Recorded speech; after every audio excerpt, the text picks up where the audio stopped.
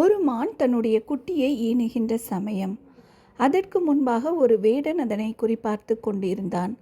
அதற்கு பின்னாக ஒரு சிங்கம் அந்த மானை வேட்டையாட வந்து கொண்டிருந்தது. வலது இடது பக்கம் காட்டுத்தீ. என்ன செய்வதென்று அறியாமல் இருந்த மான் தன்னை சுற்றிலும் உள்ளதை பார்க்காமல் அப்பொழுது தான் செய்ய வேண்டிய வேலையை, குட்டி ஈனுகின்ற வேலையை தன்னை படைத்த கர்த்தரை நோக்கி பார்த்து செய்து முடித்தது. வேடனுடைய குறி தப்பி அது சிங்கத்தை வேட்டையாடியது. பெருமழை பெய்து காட்டுத்தீயை அணைத்தது. நம்மை சுற்றிலும் எதிர்மறையான சூழ்நிலை இருக்கலாம். கோபம், கசப்பை கொடுக்கலாம். நம்மை சிறுமைப்படுத்துகிற காரியங்கள் சூழ்ந்திருக்கலாம். நம்முடைய மனம் ஒரு யுத்த களம் அல்ல.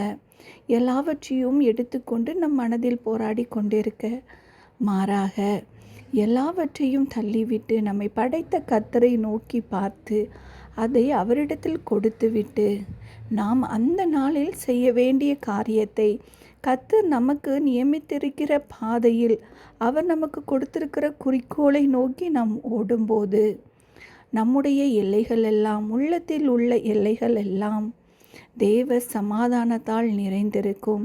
இதை தான் கர்த்தர் விரும்புகின்றார். கர்த்தர் நமக்காக யுத்தம் செய்வார். அவர் நம் எல்லைகளை சமாதானம் உள்ளவைகளாக்கி உச்சிதமான கோதுமையினால் போஷிப்பார். நீங்கள் ஒன்றுக்கும் கவலைப்படாமல் எல்லாவற்றையும் குறித்து சோத்திரத்தோட கூடிய ஜெபத்தினாலும் விண்ணப்பத்தினாலும் தேவனுக்கு தெரியப்படுத்துங்கள். அப்பொழுது எல்லா புத்திக்கும் மேலான தேவ சமாதானம் கிறிஸ்து இயேசுவுக்குள்ளாக நம்மை காத்துக்கொள்ளும். கர்த்தர் தாமே இந்த வசனத்தின்படி நம்மை ஆசீர்வதித்து வழி நடத்துவாராக. ஆமேன்.